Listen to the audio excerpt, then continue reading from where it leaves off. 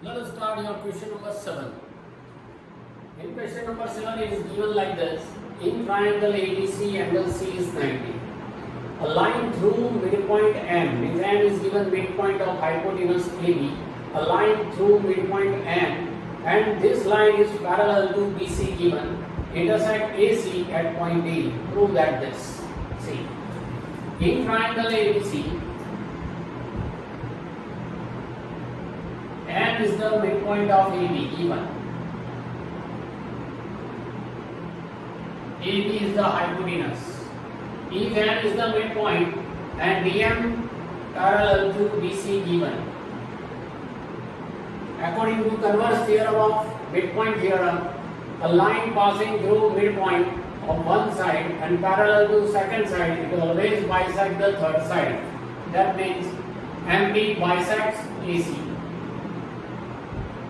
Bisects AC at point D. This is a converse of midpoint theorem. Okay. If MD bisects AC at point D, then D is called midpoint of AC. This is your first proof.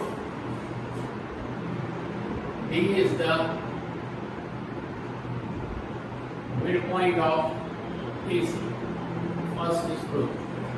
Now, see, DM parallel to BC, let AC is its transversal. Now, DM parallel to BC, and if AC is its transversal, then these angle and these angle are equal because corresponding angle it form F shape. Corresponding angles are equal. Therefore, angle ADM equals to angle ACD. Reason corresponding angles. But ACB is 90, so ADM is also 90. If it is 90, we can say that MD perpendicular to AC. Therefore, MD perpendicular to AC. Second is true. Right? Now we want to prove that CM. So join CM. CM equals to MA and that is equals to half of AB. If you want to prove that CM and AM are same, then take these two triangles. In triangle ADM and triangle MDC. In triangle MDA and triangle MDC, try to prove that both the triangles are congruent. MDA and MDC are 90-90, so they are equal. Angle MDA equal to angle MDC, reason right angles. MD is the common side. MD equals to MD, reason common side. And D is the midpoint of AC that we proved. So you can write that AD equals to CD. AD equals to CD because D is the midpoint of AC that we proved. So side 90 degree and this side, common side, this one, side angle side, side angle side.